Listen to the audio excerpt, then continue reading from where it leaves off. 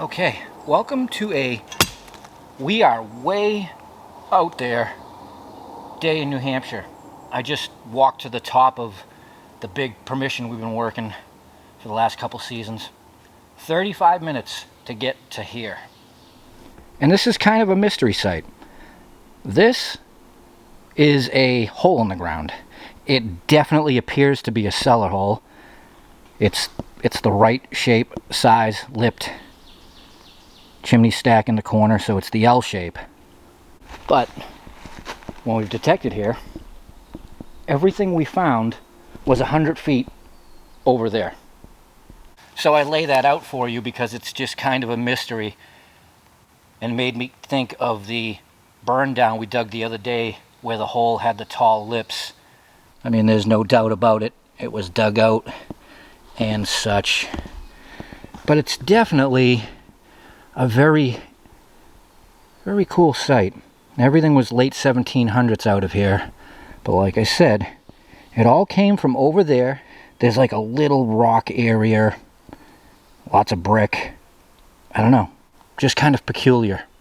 And peculiar in the sense that we have never pulled anything out of this dug, what appears to be a cellar hole.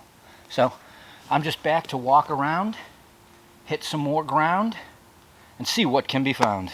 All right, let's do it.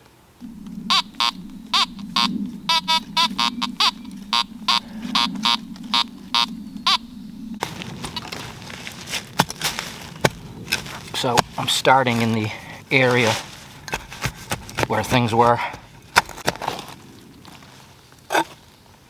Yeah, even the brick is over here.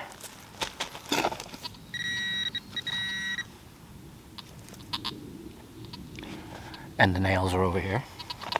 Well, nothing but nails and the brick. But again, the point made.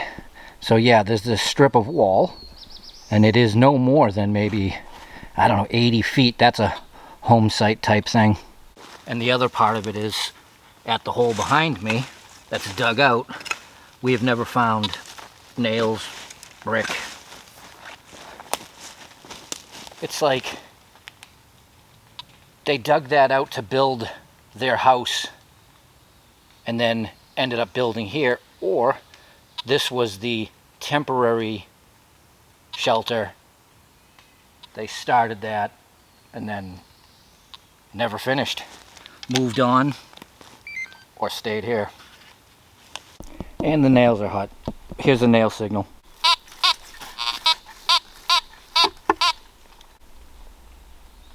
I just dug a few of them.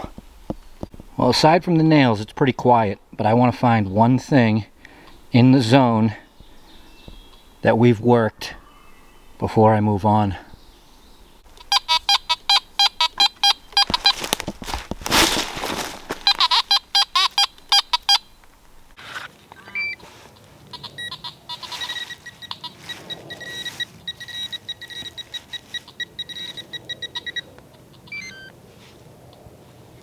What the hell is that?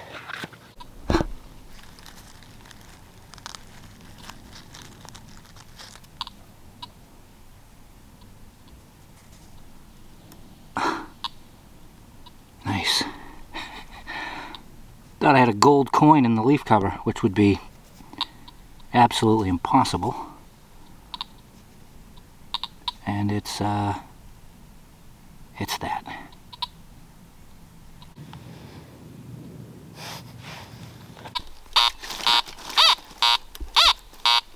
Sounds like iron.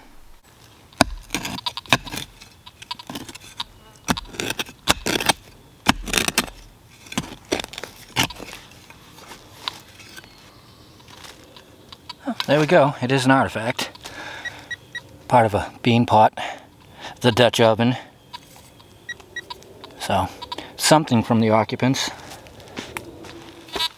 Well, I did that for a while, and believe me, just finding that piece of bean pot was a challenge. I think I dug about 8 nails that could have been something else. Just goes to show how well we worked this site. All right, Now it's time to look around because I've never really spent much time out there beyond, we'll call that the zone, and the dug hole.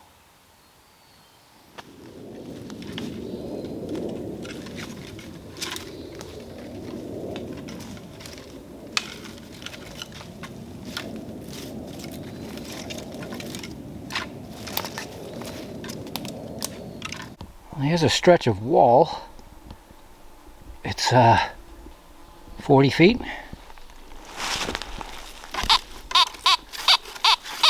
I don't know. Oof.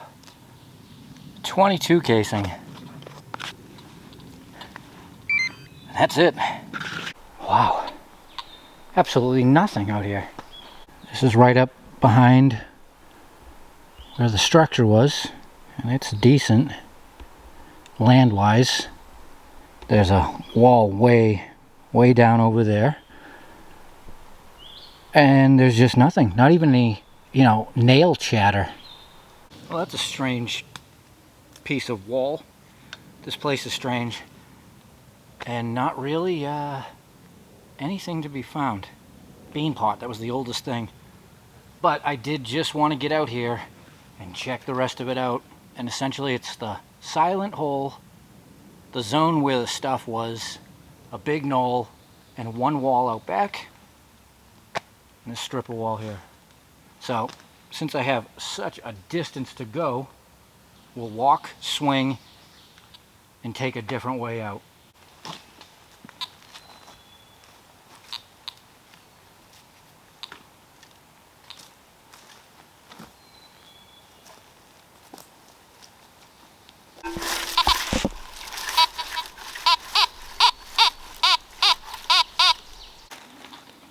Pull tab in the road.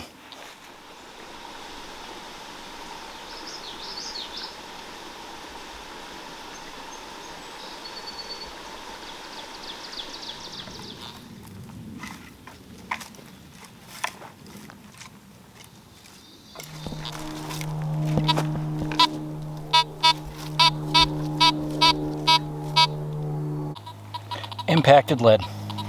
Okay, so this is the old road. We just swung, it took like 15 minutes, to this wall. Here's our turning point. Something interesting I want to show you. So these walls are massive, huge squares, right? And this is something we've seen before. So the road we just came down, where the water was, there's an old stone bridge there, so it's been there a long time. The wall, where the road continues on, there's rocks underneath in line with the wall. And what makes that interesting and peculiar is that means the wall was here before the road. And that site and that site are in the history book as this is like the earliest settlement.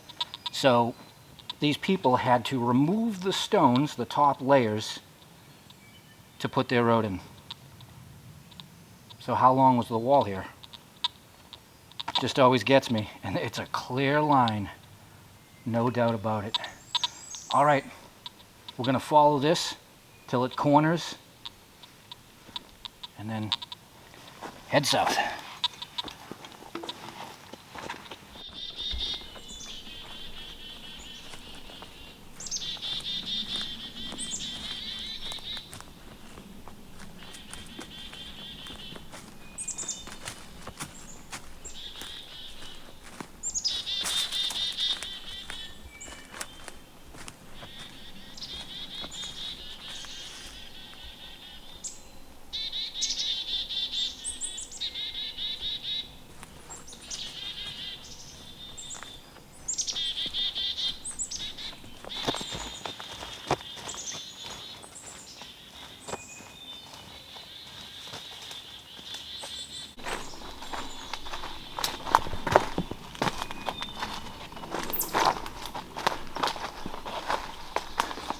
I'll give you an interesting factoid about this wall. So we know where it terminates on that end. Been there. And I know where it terminates on that end. We were actually out there filming early spring. So, you know, with technology you can pin locations and get the distance. This wall is just a hair over 3.5 miles long. And yes, there are sections that I have not walked like this, but it doesn't seem to be broken no matter where you are, you know, in its line. Tell you, really makes you think. It's always the big why. We are a good, real good distance away from either home site on either end of us. Oh wow, I just noticed it actually corners off over there and goes that way to the north. Oh, I wonder if this is the back side of the wall where we were just detecting where the home site was. I told you I went up over the hill, the knoll, and there was a wall out back. Could be the case. But look at the size of these rocks.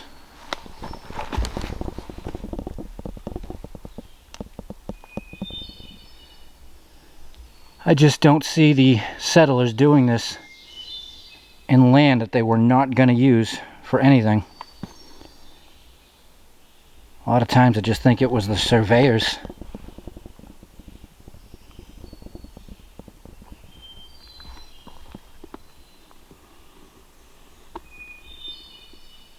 I don't know, just doesn't seem like there would have been the time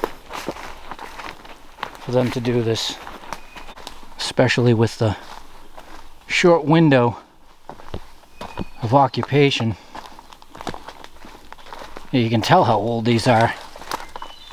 It's almost covered with dirt.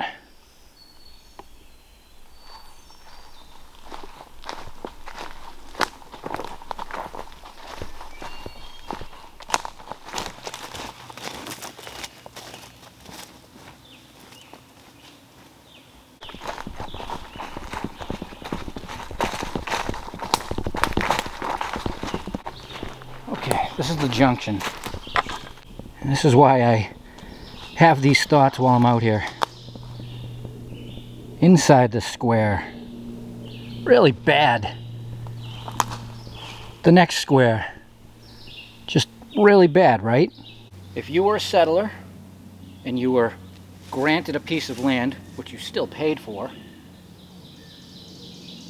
knowing what you were up against, would you put that much time into squaring it off? Especially when you think of the site we were at, that guy may have cleared 1.5 acres. And all the time that they were there, that's all they could clear. The very human part of me says, no, we're going to work on clearing the immediate property around the house so we can eat and forget about doing this out here. When you walk one of these 100 or 200 acre squares, they're huge. I mean, it takes a long time. Never mind pulling rocks like this out of the ground. These things are huge, actually. All of them. All of them in this section are massive. It really is mind-blowing, and I question it. The longer I do this, the more ground that I explore, makes me question it.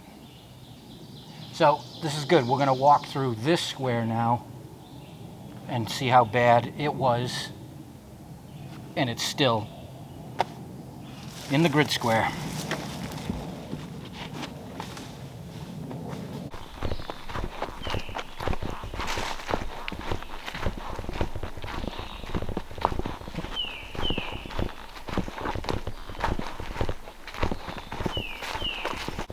Absolutely not suitable for farming, that's for sure. And it wasn't for livestock, because that end, on the south end, we know is open. So we're inside. On this side, it's a big U. It might just not have been finished, but again, it wasn't used. Okay, I'm out where I need to be, and I have a little ways to go. We didn't find much, but we got to explore more. And it comes up in conversations about the walls with friends. And the more I do this, the longer I do this, the more I question it.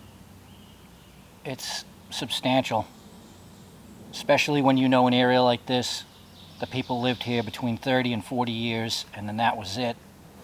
And you see that they cleared an acre or two, they built their house, worked that little piece of land, and they're surrounded by miles and miles of rock wall that connects to miles and miles, like hundreds of miles. This is New England. It's mind-blowing. It really is mind-blowing. If you ever walked one of these squares in this terrain, that's a 200-acre square, which is about the size of the ones out here. It is grueling just to walk it, never mind thinking of building it. Simply awesome. All right, that's it. Another Not Thursday, out in the woods with curiosity. Thanks for watching. I'll see you next time.